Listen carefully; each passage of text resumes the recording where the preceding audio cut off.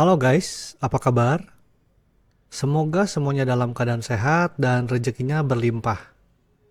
Sebelum lanjut, jangan lupa untuk subscribe, like, dan klik lonceng notifikasi agar tidak ketinggalan video menarik lainnya. Kali ini kita akan membahas film yang berjudul Deepwater Horizon. Film ini berdurasi 1 jam 47 menit dan bergenre thriller drama yang rilis pada tahun 2016 dan disutradarai oleh Peter Berg.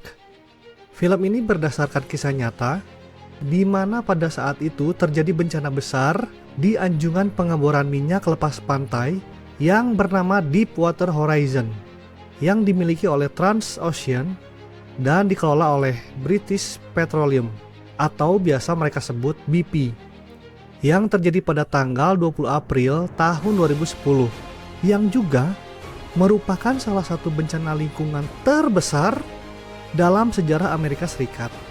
Cerita dimulai ketika Mark Wahlberg yang berperan sebagai Mike Williams harus kembali bekerja di lepas pantai Teluk Meksiko sebagai kepala teknisi elektronik karena masa liburannya telah berakhir.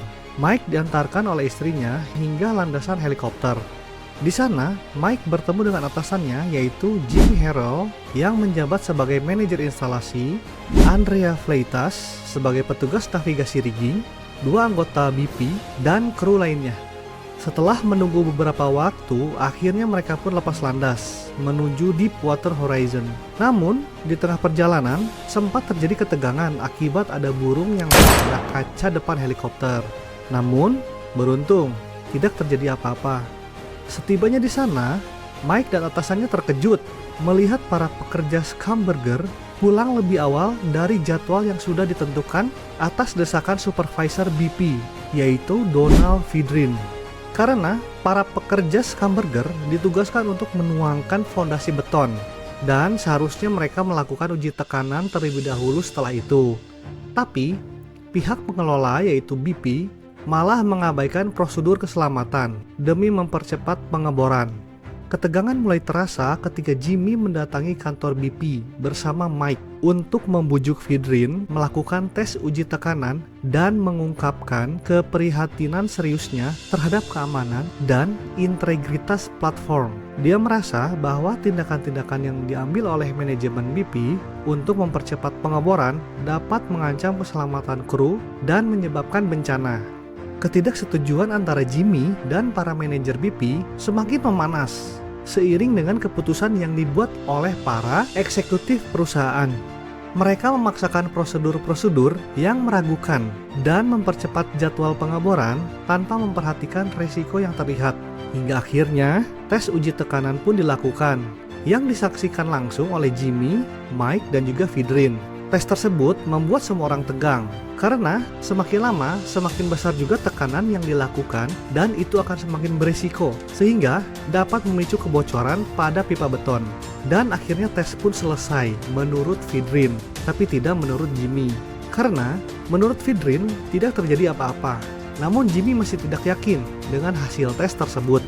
Dan benar saja, ternyata terjadi kebocoran kecil pada saluran beton tersebut, namun belum diketahui oleh komputer dan para karyawan lainnya. Jimmy dipanggil keluar oleh tim BP yang lainnya karena ada masalah lain yang terjadi di dapur kapal, yaitu mengenai masalah keselamatan. Setelah Jimmy menyelesaikan masalah di dapur kapal, tiba-tiba ada panggilan telepon dari ruang kendali yang menyatakan bahwa tes benar-benar berhasil dan meminta izin kepada Jimmy untuk memindahkan 10 barel lumpur ke dalam pipa.